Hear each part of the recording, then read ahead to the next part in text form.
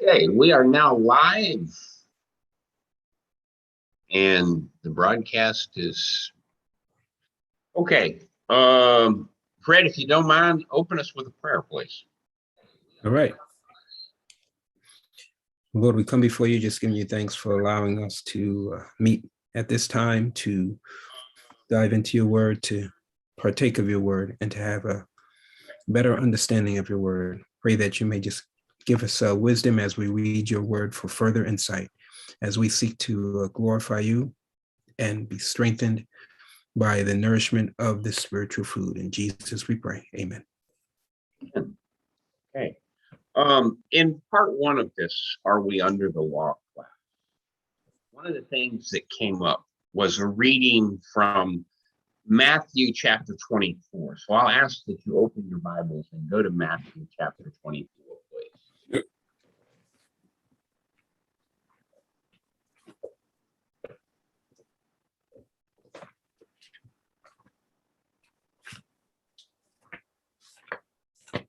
Mhm. We are there. And starting about verse 15 for me. Right.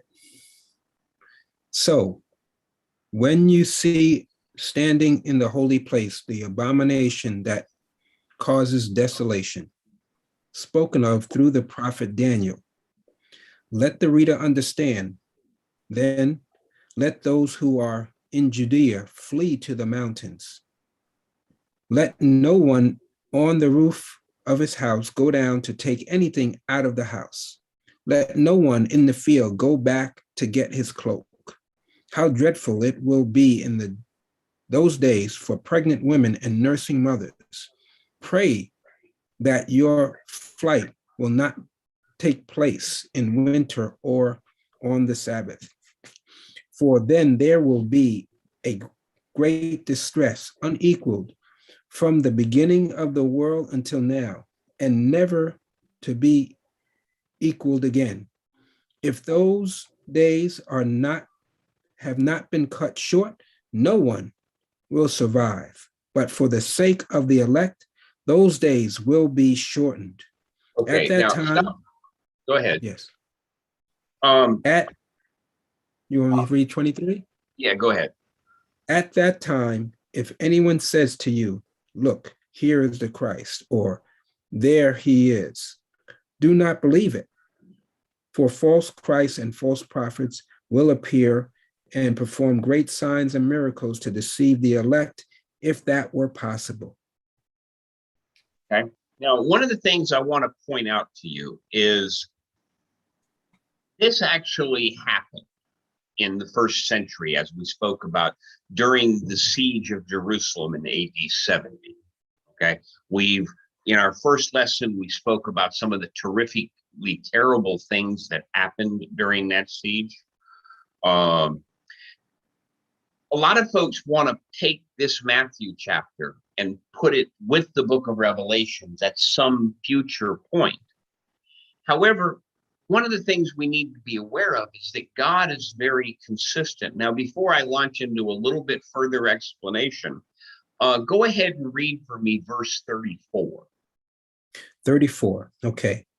I tell you the truth, this generation will certainly not pass away until all these things have happened. Okay, Jesus Christ said, this generation will not pass away, correct? Yes. Now, one of the things that we can be really certain about is that God is consistent. Okay. Read for me, if you will, Revelations chapter 22 and verse 10. Revelation chapter 20, verse 10? 22, verse 10. Verse 10, okay.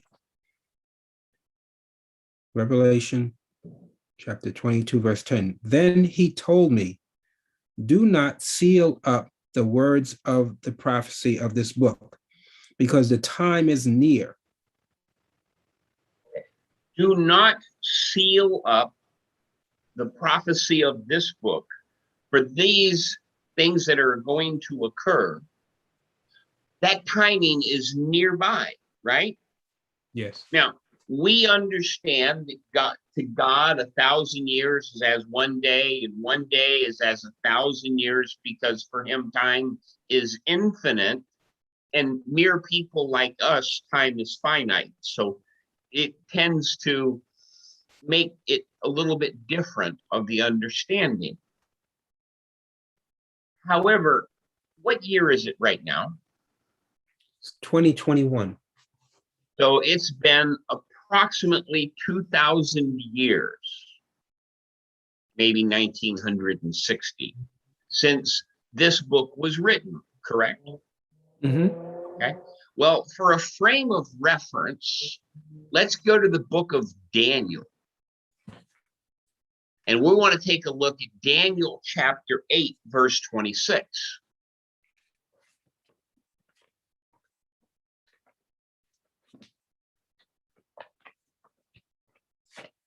Daniel chapter 8, verse 26. All right, so Daniel 8, 26. The vision of the evening and morning that has been given to you is true, but seal up the vision, for it concerns the distant future. Okay. So what did God tell Daniel in Daniel chapter 8, verse 26? He said to seal up the vision, for it concerns the future. So Not just the near future, the far distant future, right? Yes. And what did Jesus Christ tell the apostle John in Revelations chapter 22? He said, actually, just the opposite.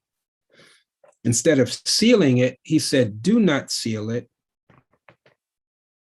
Right? He said, do not said, seal do it. not seal it up, because the time is near. So just the opposite. Correct. Now, in order for us to have a framework to work with, read for me Daniel chapter 1, verses 1 and 2, please. Daniel 1, verse 1 and 2. Daniel 1, verse 1 and 2. In the third year of the reign of Jehoiakim, king of Judah, Nebuchadnezzar, king of Babylon, came to Jerusalem and besieged it. And the Lord delivered Jehoiakim, king of Judah, into his hands, along with some of the articles from the temple of God. These he carried off to the temple of his God in Babylonia, and put in the treasure house of his God, and put it in the treasure house of his God. Okay. What part of that was Daniel went into captivity at that time? The approximate date of this happening was 605 BC.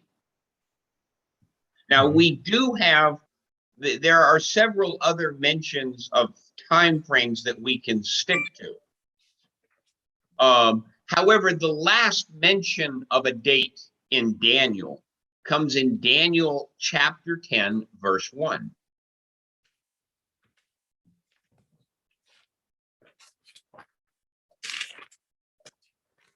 Daniel chapter 10, verse 1.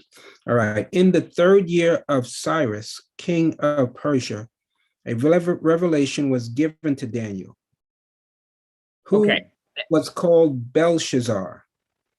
Right. Its message was true, and it concerned a great war. The understanding of this message came to him in a vision. That's the last mention of a date that we have in the book of Daniel, and that is approximately 556 BC. So Daniel was in captivity from 605 BC to 556. And the prophecy of Jesus Christ coming, he was told to seal the book because it's not coming for a long time. Mm-hmm. Well, if God is consistent, and he is, and between 550 and 600 years before Christ, Daniel is told to seal up the book because these things are not going to happen for a long time. But the Apostle John is told in Revelations 22, do not seal the book, for these things will soon come to pass. Mm-hmm. How are we now, 2,000 years later,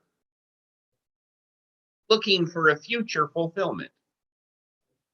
Mm-hmm. Am I making sense? Yeah, making sense. Okay. It happened in AD. Most of Revelations was fulfilled in AD 70. Now, please understand there are parts of it that refer to church age as the stages of the church. There are parts of it that are futuristic or apocalyptic in their presentation, but most of the book of Revelations was fulfilled at the fall of Jerusalem in AD 70. Mm. Okay. And it's not just an assertion. In fact, there are two types. People hold to either a late date or an early date for the book of Revelations. I don't know if you're familiar with that or not. Some folks will contend that Revelations was written in approximately AD 91. Others, of which I am one, hold for an early date, which is somewhere between 63 and 65 AD. One of the major reasons why we hold to an early date is because the fall of Jerusalem was never mentioned in the book of Revelations, and if it had happened already, it would have been. It was a catastrophic event. It was something that people 15 years later, you're not going to forget. Mm. To a frame of reference for an American mind might be something similar to this, only on a much grander scale. Where were you on 9/11? Yep. Yeah, I know exactly where I was in my home. You know exactly where you were. Now I remember that. Yeah. And I was going to mention that too. That's when you started. That's what I was thinking of, analogous to, 9/11, where, Right. People know that's like a memorable event. Sure. Correct. So based on Matthew 24:34, based on the readings from Daniel chapter 8, based on the readings from Revelations chapter 22, based on the early date, mostly fulfilled in the first century. Okay. Now we're going to go back to our topic at hand because we got a little sidetracked there. Our question is, are you and I still under the law? So the next one we're going to read is 1 Corinthians chapter 15, verse 56.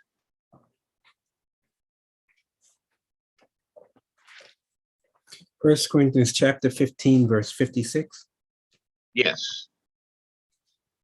Okay, and it reads, the sting of death is sin, and the power of sin is the law. Okay, so the power of sin is what? The law. The law. We are no longer under that law because sin no longer has any power over us. It's one of those things that we need to be aware of because it's not there any longer. We're free of the law. 2 Corinthians chapter 3, verse 7. 2 Corinthians chapter 3, verse 7. Now, if the ministry that brought death, which was engraved in letters of stone on stone, came with glory, so that the Israelites could not look steadily at the face of Moses because of its glory. Fading through it was, will not the ministry of the Spirit be given more glorious? Yeah. If can you continue? Go ahead. Okay. If the ministry that condemns men is glorious, how much more glorious is the ministry that brings righteousness? For what is glorious has no glory now in comparison with the surpassing glory. And if what is fading away came into glory, how much greater is the glory that which lasts? Okay. One of the things we can be aware of here is that the law is a ministry of death, and it says that to us. Now, we might want to know how that came to be. The radiance of Moses' face is mentioned in Exodus chapter 34. Go there, please.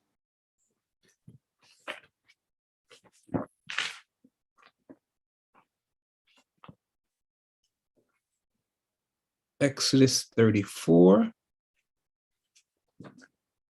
Which verse? 29 to 35. 29 Yes. to 35. Okay. So the radiant face of Moses. When Moses came down from Mount Sinai with the two tablets of the testimony in his hands, he was not aware that his face was radiant because he had spoken with the Lord. When Aaron and all the Israelites saw Moses, his face was radiant and they were afraid to come near him. But Moses called to them. So Aaron and all the leaders of the community came back to him and he spoke to them. Afterwards, all the Israelites came near him and he gave them all the commands the Lord had given him on Mount Sinai. When Moses finished speaking, I'm going up to 32. Go to 35. 35, okay. When Moses finished speaking to them, he put a veil over his face. But whenever he entered the Lord's presence to speak with him, he removed the veil until he came out. And when he came out and told the Israelites what he had been commanded, they saw that his face was radiant. Then Moses would put the veil back over his face until he went in to speak with the Lord. Okay.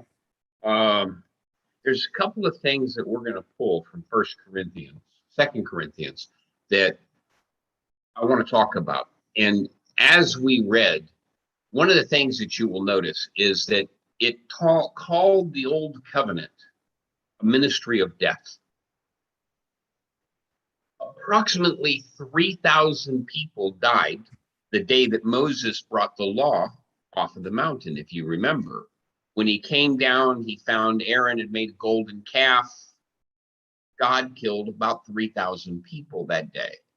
Mm-hmm. It was a ministry that brought death to the people, as well as a spiritual death. Because if we look at Romans chapter 8 and verse 2, which we've already spoken about, the law is referred to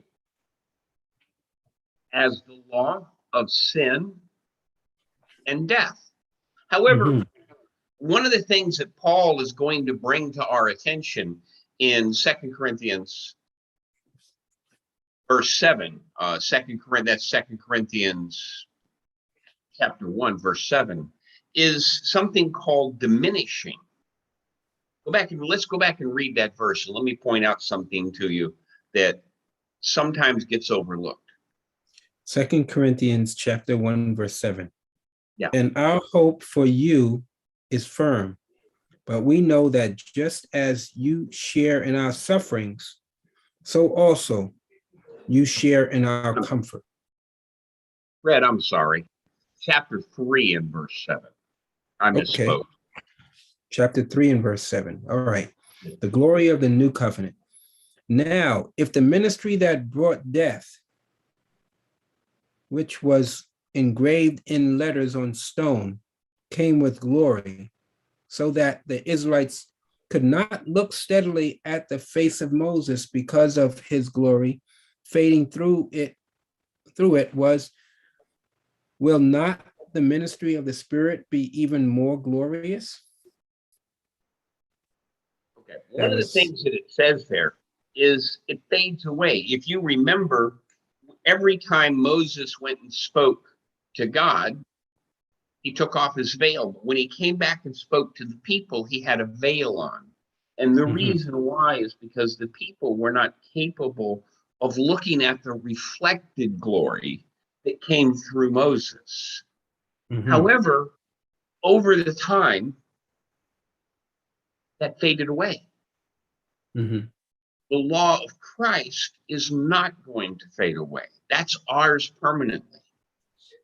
That's ours to have for as long as until he comes back, and we hold on to those promises. The veil also has been said to symbolize the blindness of Israel, not only in their keeping of the old covenant, because if I ask you to give me a brief overview of the book of Judges, what would it be? I know, not sure what you're asking for, but Okay. the judges, an eye for an eye, a tooth for a tooth, Well, the story in Judges goes like this. Israel gets freed from their oppressor by a judge, and they promise to worship God faithfully from then on. And one generation later, they have gone back to the worship of Baal and Asherah. And those were terrible things that don't have time to really go into today. And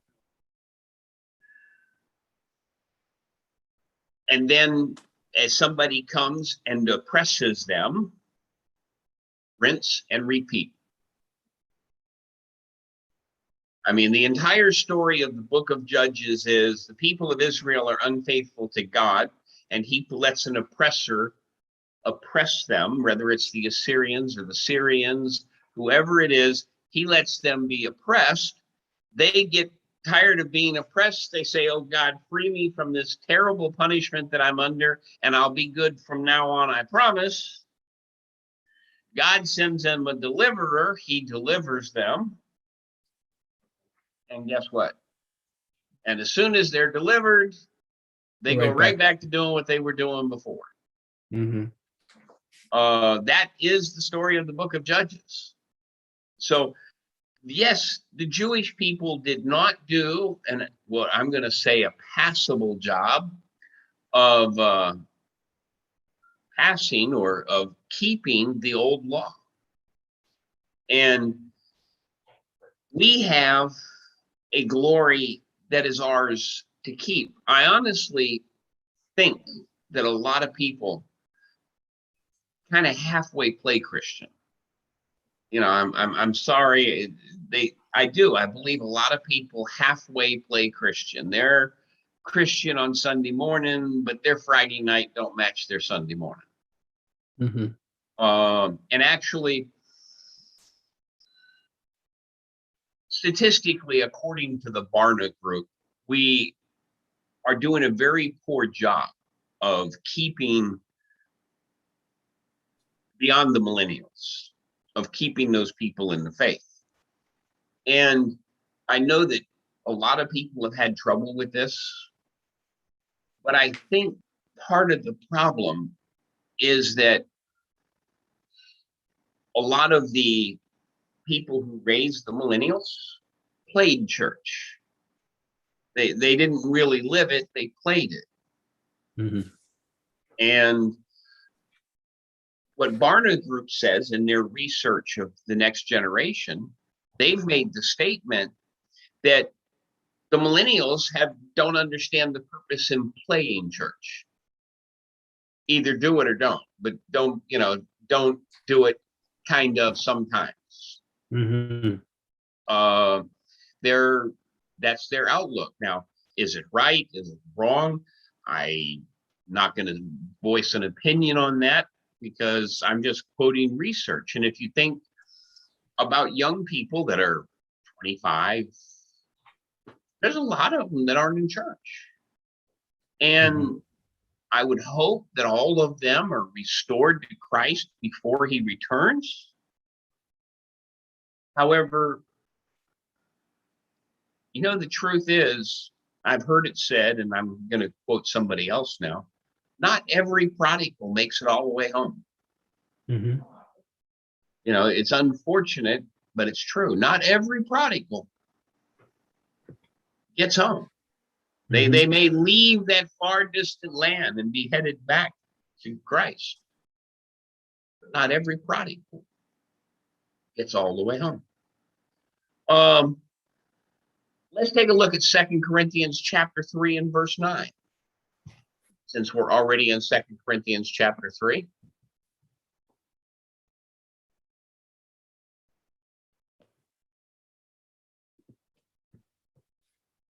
Second Corinthians chapter 3, verse 9. If the ministry that condemns men is glorious, how much more glorious is the ministry that brings righteousness? So the ministry of the old law is really a ministry of condemnation. It brings condemnation on people. We're told elsewhere that the purpose of the law was that we would be knowledgeable of our own sins. You're in 2 Corinthians, read chapter 3 and verse 11. And if what was fading away came with glory, how much greater is the glory of that which lasts? Now that's a question. The law is fading away. How much glory is there in something that is fading away? And how much glory should there be in something that lasts forever?